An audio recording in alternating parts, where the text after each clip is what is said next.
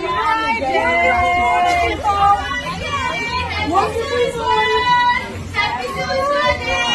we go. Happy Friday.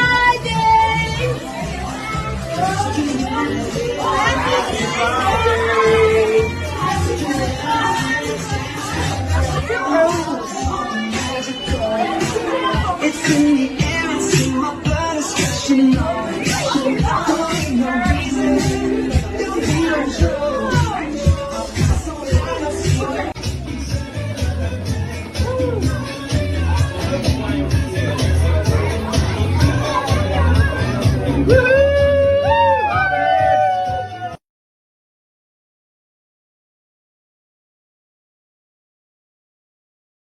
As much as I'm supposed to be promoting this movie and talking about my album, I just feel like we're in competition right now because they are trying to normalize the devil. They are trying to the devil is on the main stage at award shows and in every video and signs and symbols. And I said, you know what? We need to stop treating our relationship with Jesus like the little buddy that you talk to before you go to bed at night and not be more vocal about all the things that God means to us and all of the things that God has brought us through. Because there's been a lot of moments that you didn't post about. Mm-hmm. But yet, how did God decide to get me through this? Yeah, man. And they going above and beyond to promote the devil. And it's me off because the devil worshipers used to be real secretive, going down in the basement, this secret world. Now they just they on the device too. Yeah, believe that.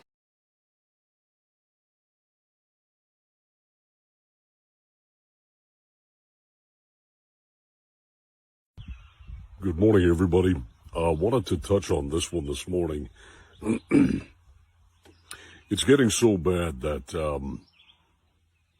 I don't think people really truly understand what's going on.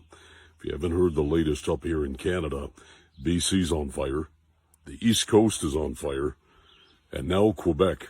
Quebec all in one day, the entire province caught fire on a beautiful day. This is planned, and I'll tell you why it's planned.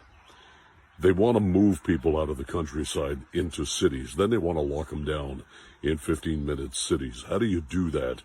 Contaminate the air, contaminate the water, and so on. They started contaminating the water, as you know, in the past few months. And now with train derailments and all that stuff, all across North America, not just in Canada.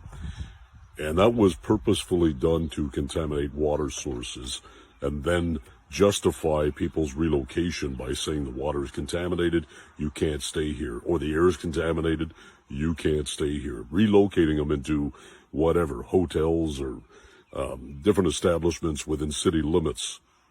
This is all a ploy and a plan to get people into cities to implement their smart cities, and it's the only way they can control you.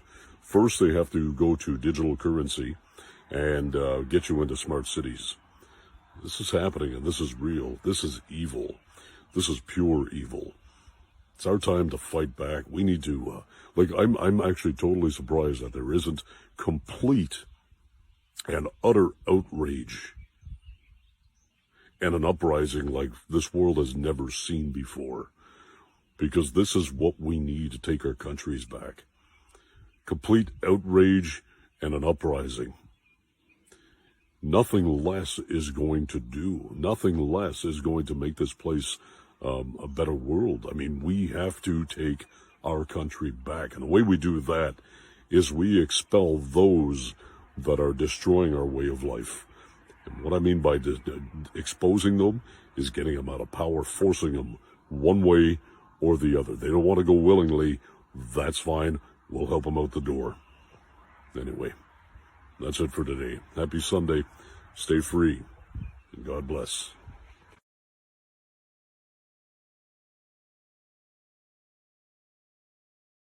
What you see now, you just see not just a scar, but the beauty of the aftermath. Donnie Adams says he's healing because of his doctors and the power of meditation and prayer. I never would have imagined that a human bite would turn into something so horrific as a flesh-eating bacteria. Adams got in between two people at a family event in February when things got sour and was bit.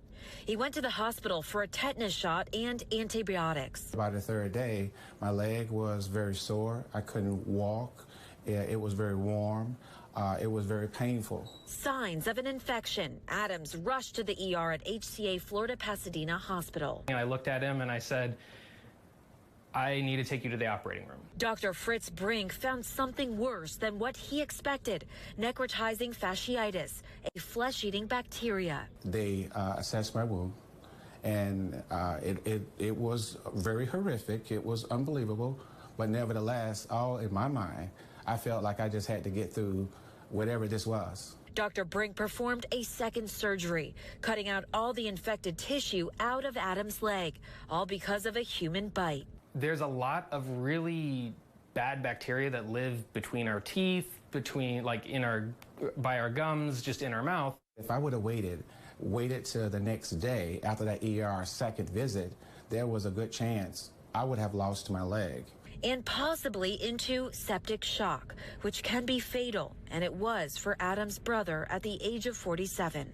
Dr. Brink says this is a reminder: if you have a wound and are experiencing redness, warmth, or are in more pain, then go see your doctor immediately. These are all signs that the infection is worsening. In St. Pete, Brittany Muller, 8